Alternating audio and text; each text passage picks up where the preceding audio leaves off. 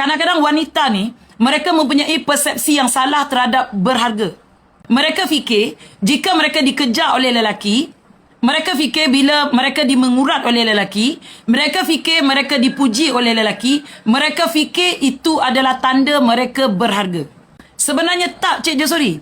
Itu adalah sebagai satu tanda yang menunjukkan, Cik Josori, bahawa orang lelaki memandang rendah terhadap wanita itu dan dalam firasat dia, oh, perempuan ni aku boleh makan. Perempuan ni aku boleh kautim.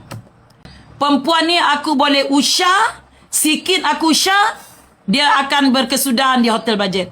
Minta maaf Kak Tan cakap. Kak Tan bukannya nak memandai-mandai, tetapi ini adalah daripada apa yang Kak Tan lihat dalam masyarakat kita. Sebagai seorang wanita kan, Kak Tan merasa terpanggil untuk menyedarkan wanita-wanita ni untuk wake up. Bahawa time's up for you to wake up. Kau jangan percaya pujian yang tidak semena-mena daripada seorang lelaki. No such thing. Kalau tak ada sebab mereka tak memuji. Apabila kita ni berstatus isteri orang, kalau engkau nak jadi wanita yang berakhlak, engkau nak jadi wanita yang bermaruah, engkau nak jadi wanita yang berperibadi tinggi, jangan rahsiakan status anda. Terutama sekali kalau kau dah kahwin.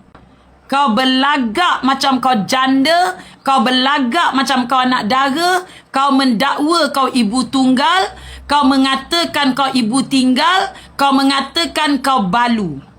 Memang kau laknatullah.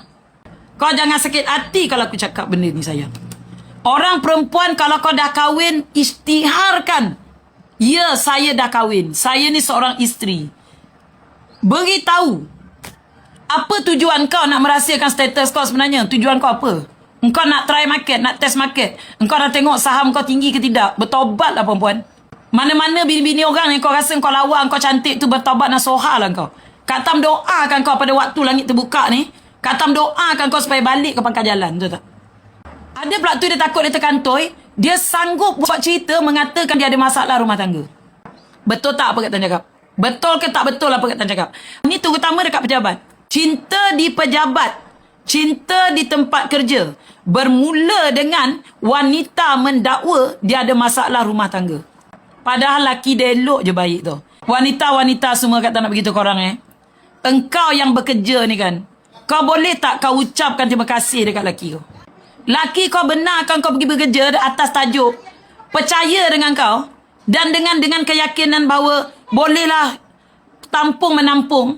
Begitulah luhurnya hati suami kau lepas kau pergi kerja. Kadang-kadang hantar kau pergi kerja. Percaya dekat kau. Kau cakap OT dia percaya. Kau balik lambat dia percaya. Engkau lunch dengan kawan dia percaya. 100% suami kau percaya dengan kau. Kau sanggup kau sanggup membalas kebaikan suami kau tu dengan kau curang di tempat kerja.